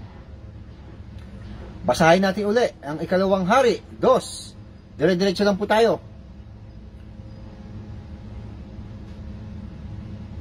Sa 6. Sinabi muli ni Elias kay Eliseo, maiwan ka na rito sapagkat pinapapunta ako ng Panginoon sa Jordan. Ayan, very interesting po itong pangatlo. Yung tinatawag po na Jordan. Ayan, ilog ng Jordan. Basahin muna natin Ngunit sinabi sa niya, saksi ang Panginoon, ang Diyos na buhay, hanggang buhay ka, hindi ako hihiwalay sa iyo. At nagpatuloy sila sa paglakad. Sinundan sila ng 50 propeta, sila'y tinanaw sa di kalayuan nang sila'y tumigil sa tabi ng ilog ng Jordan. Hinubad ni Elias ang kanyang balabal at hinampas sa tubig. Nahawi ang tubig at sila ay tumawid sa tuyong lupa. Pagkatawid nila, sinabi ni Elias, sabihin mo sa akin kung ano ang ibig mong gawin ko para sa iyo, bago ako kunin. Sumagot si Eliseo, kung maaari ipamana ninyo sa akin ang 2 bahagi ng iyong kapangyarihan. Ayan, okay, ito na. Doon sa ilog ng Jordan, doon po naganap ang pagdaan po ng karwahing apoy. Hila-hila ng kabayong apoy. Sumasagit-sit po yun, kaya naghiwalay silang dalawa. Kinuha na po ng ipo-ipo si Elias. Diyan po nagtatapos ang kanyang istorya sa ilog ng Jordan, mga kapatid at mga kapwa Kristiyano. Yan. Sa ilog ng Jordan, diyan nagtatapos ang istorya, kwento ni Propeta Elias. Ngayon, itong si Propeta Eliseo, kinontinuous na lang po niya itong trabaho na ito ni Propeta Elias. Siya na po nagpatuloy niyan. At marami po siyang ginagawang mga kababalaghan din, mga himala at pagpapagaling. Si Propeta Eliseo. Ngayon, dito muna tayo kay Propeta Elias. Kasi diyan po nagtatapos ang kwento ng buhay ni Propeta Elias. Diyan sa ilog ng Jordan. Tanong, eto na. Ano ang ibig sabihin nun? Mga kapatid at mga kapwa Kristiyano, ano ang dapat nating maintindihan pagdating naman dito sa bagong tipan? Kaya sabi ko, very interesting ito. Ayan. Mga kapatid at mga kapwa Kristiyano. Ayan. Inom lang po akong tubig.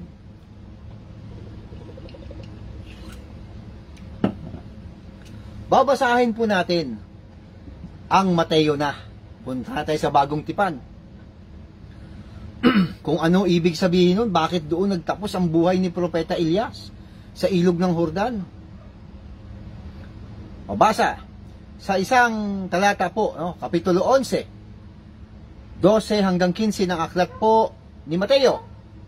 Basa, mula nang mangaral si Juan na tagapagbautismo, hanggang ngayon ang kaharian ng langit ay sapit ang pinapasok ng mga taong mararahas, sapagkat hanggang sa dumating si Juan at ang mga propeta at ang kautusan ang siyang nagpahayag tungkol sa kaharian ng langit.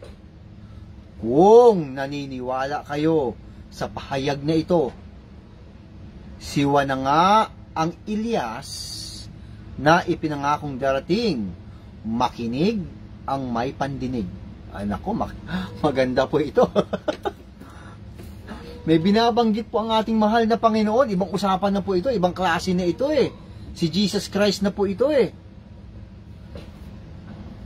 Ayan, ang binabanggit po ng ating mahal na Panginoon, sabi niya, kung naniniwala kayo sa pahayag na ito, siwa na nga ang Elias na ipinangakong darating. Makinig ang may pakinig. Ayan. Yan po ibig sabihin na nagtapos po ang kwento ni Propeta Elias dyan sa ilog ng Jordan. Dyan din siya babalik. At eto na nga ang sinasabi ni Jesus Christ.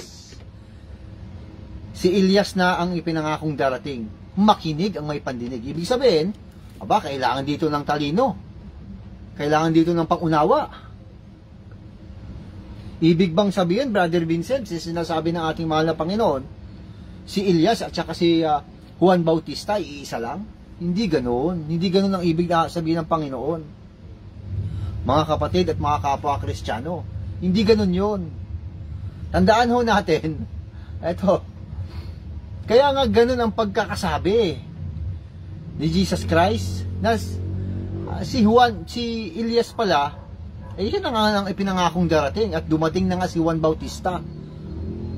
Diyan din siya nag-start sa ilog ng Jordan. Bakit nandiyan sa ilog ng Jordan? Kasi diyan din darating si Jesus Christ para bautismuhan niya sa tubig. Sa ilog ng Jordan. Okay. Yan po ang kahalagahan niyan. Kung bakit diyan nagtatapos ang buhay, kwento ni Propeta Elias. Siya na nga ang darating, si Propeta Elias, sa katauhan na ni Juan Bautista. Tanong, siya rin ba yon, Brother Vincent? Si Propeta Elias, siya rin si Juan Bautista? Basahin po natin ang Lucas 1. Ang talata po'y 17. Ito po ang ating mababasa, mga kapatid. Ayan. Sa 16 natin simulan. 1:16 hanggang 17 po ng aklat po ng Lucas.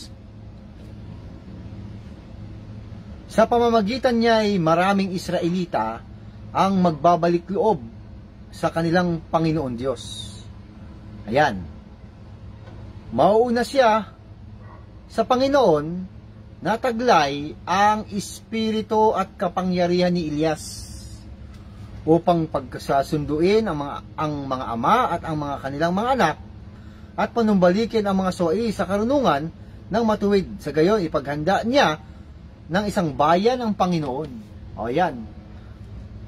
Hindi po si Elias, siya rin si Propeta Elias, siya rin si Juan Bautista.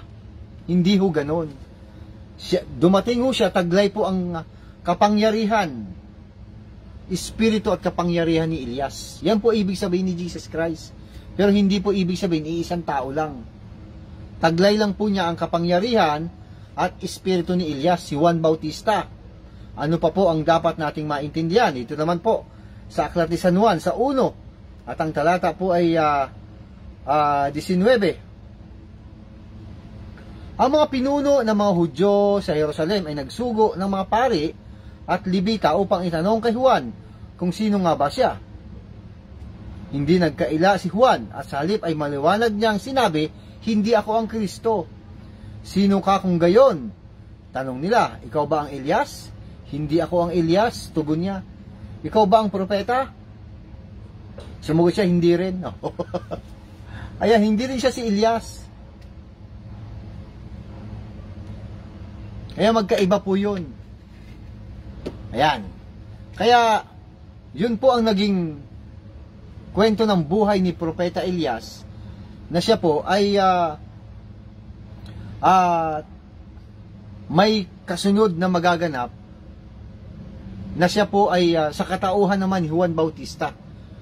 At si Juan Bautista po, siya naman ang magkukontinuous niyan. At ang kanyang trabaho ay magbautismo sa tubig. Yan, dark chocolate na sinolo. Feeling handsome. Ayan po mga kapatid at mga kapwa Kristiyano, ang binabanggit po ng Biblia tungkol dyan sa pangyayari na yan. Ayan. Okay.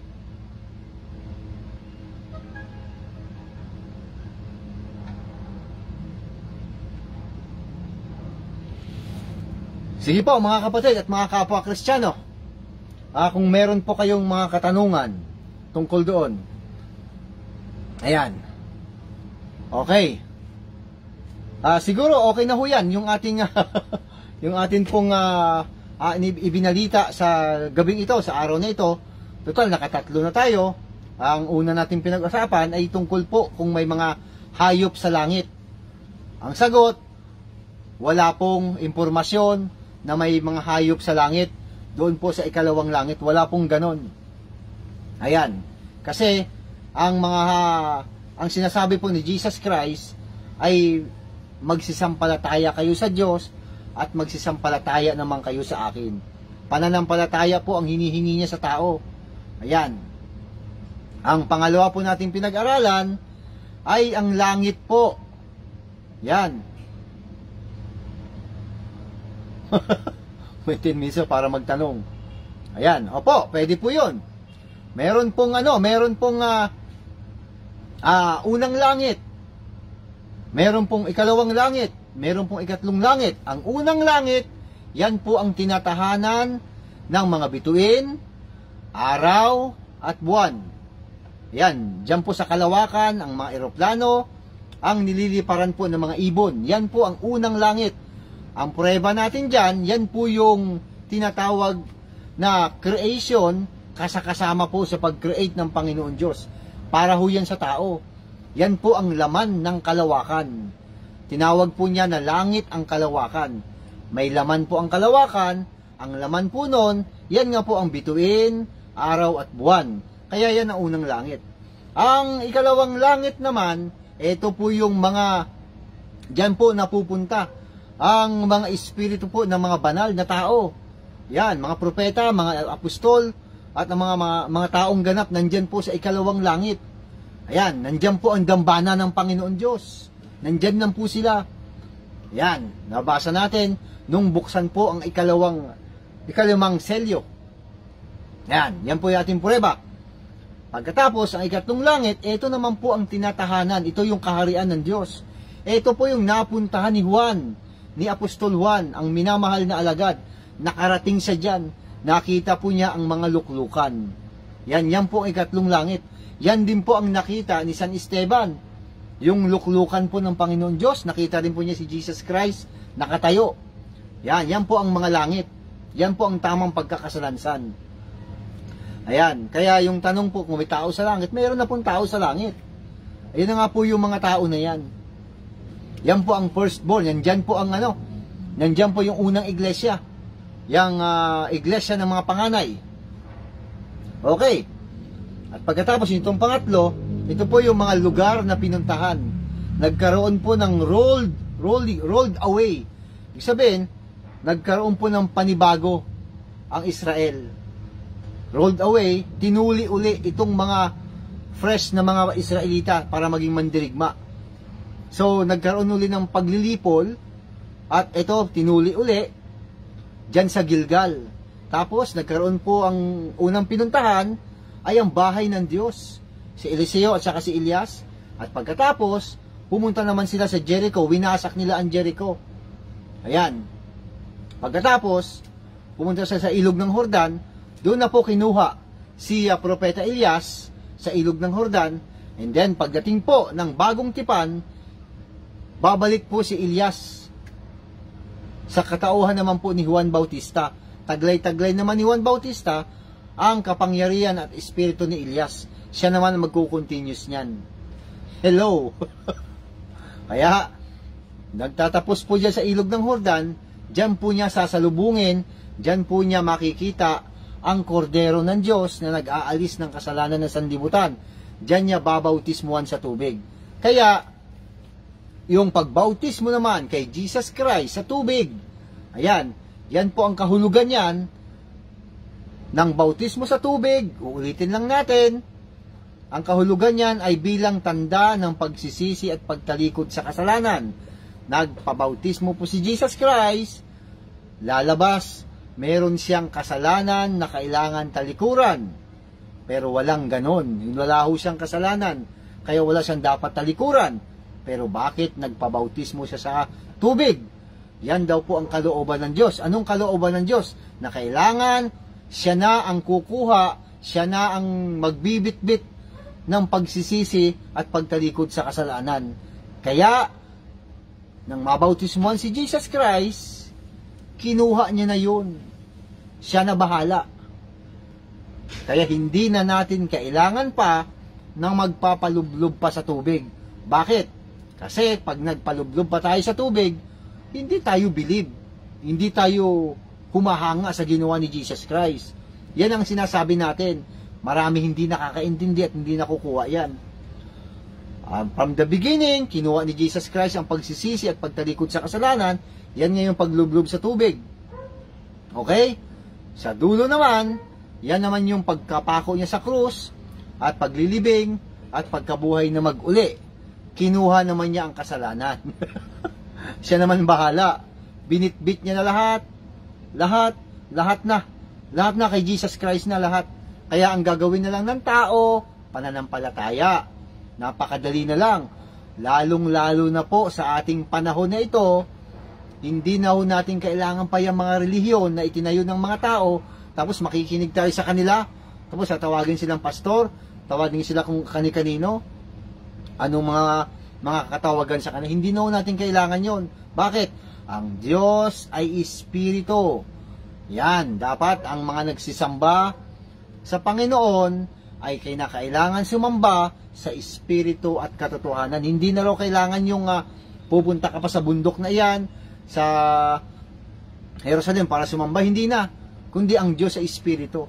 Ibig sabihin, hindi na natin kailangan pa yung mga sinasabi ng mga relihiyon na pumunta kayo sa sambahan, doon nyo tawagin ng hindi na ganoon. Sa bahay na lang, maaari na tayong sumamba. Kasama po ang ating mga mahal sa buhay. Sama-sama pong tawagin ang pangalan ni Jesus Christ. Yan po ang dapat gawin. Bakit? May preba ka ba, Brother Vincent? Meron! Meron akong preba. Sabi ni Jesus Christ, I'm gonna knock on your door, ring on your bell, knock on your window too. Ang sabi po ni Jesus Christ, kumakatok ako sa iyong bituan, kung di ring ginino man ang aking tinig, at ako'y bubuksan, ako'y papasok, at kakain akong kasalo nila. Ibig sabihin, ni Jesus Christ, either spiritual yan, or material. Ayan, o literal, bahay pa rin ang tinutukoy dyan. Buksan ang pinto, papasukin si Jesus Christ. Yan, pagsama-sama ang isang pamilya, babanggitin ang pangalan ni Jesus Christ, nandun na si Jesus Christ. Kasama at sumasamba na tayo sa Kanya. Hindi na natin kailangan yung mga yan. Nag-ano lang yan, kumukuha lang yan ng mga miyembro para bang fraternity. Yan po ang dapat natin gawin. Kaya nga sabi natin, lagi natin ibinabalita, dapat mag-focus sa aklat po ng Apokalipsis. Kasi po, ang aklat ng Apokalipsis, tatandaan ho natin, meron hong mathematics na binigay ang Panginoon Diyos kay Propeta Daniel. Ano po, sa pamamagitan po ni Gabriel, na 490 years ang palugit po na ibinigay. Yan po ang 70 weeks. 490 years ang equivalent niyan. 483 po naganap na. So may 7 years pang hindi nagaganap at hindi pa po nagsisimula ang bilangan niyan hanggang ngayon. Nag-stop po dahil sa mga hintil na kahit hindi ho nakita ng mukhaan ang Panginoon Diyos, si Jesus Christ, ay sumampalataya. Kaya hindi pa nag-start ang bilangan dahil tinitignan pa po ang mga hintil. Ayon. Kaya yung 7 taon na yan na natitira, yan po yung 7 selyo na kailangan pang buksan. Marami pong hindi nakakaalam yan. Yung 7 selyo, yan po yung laman ng 7 years. Ano? Yan pa po yung laman. Kaya, focus lang sa aklat ng Apokalipsis. Huwag hong mag-focus sa mga reliyon na ginagawa ngayon. Lalo na dyan kay Pastor Jacob Santos. Naku, mali-mali yan. Galing sa ang dating daan yan yan din ang style yan. Mga kapatid at mga kapwa Kristyano. Ayan, sige po mga kapatid at mga kapwa Kristiyano, yung aking pong binanggit sa inyo na humihingi po ako ng tulong para mapa-upgrade po natin itong ating ginagawa dahil kinakailangan ma-upgrade na natin. Okay, siguro hanggang dito na lamang po mga kapatid at mga kapwa Kristiyano. At ito nga, ang ating huling talata na babasahin. Ito po sa Hebreo 13. At ang talata po 14 hanggang 15. Ito po ang nakasulat. Kaya lagi tayong mag-alay ng papuri bilang handog sa Diyos. Kaya dapat pala, laging purihin ang Panginoon Diyos. Wala hong petsa yan. Diyan po si Brother Reds Prudente. Ayan. Kapwa ho natin yung Kristiyano at sa lahat po ng kanyang mahal sa buhay. Lagi daw po tayo mag-alay ng papuri bilang handog sa Diyos. Ayan, sa pamamagitan ni Jesus. Ayan, papuring mula sa ating mga labi na nagpapahayag ng ating pagkilala sa kanyang pangalan. At huwag nating kaligtaan ang paggawa ng mabuti at ang pagtulong sa kapwa, sapagkat yan ang alay na kinalulugdan ng Panginoon Diyos. Yan, pag may nangangailangan ng tulong, tulungan. Pero pag hindi po nangangailangan ng tulong, wag hong tulungan. Kasi hindi naman niya kailangan. Magkakamali lang ho tayo dyan mga kapatid at mga kapwa Kristiyano. Ayan. Kaya, ito po ang ating laging palagi ang sinasabi na kapag bago ho tayo matulog, alalahanin po natin si Jesus Christ.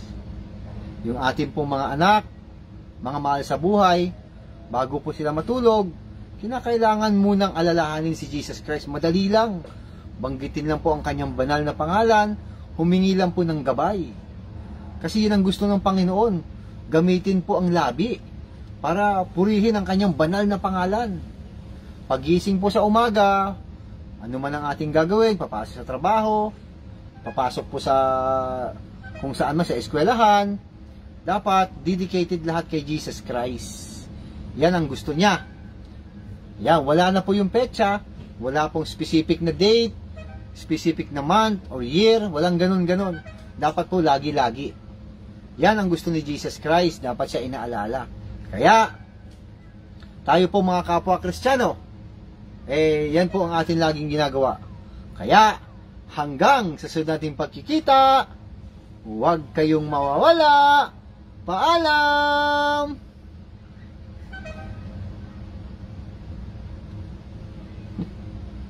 Hindi inabot yung taga-abroad na nag-message sa akin.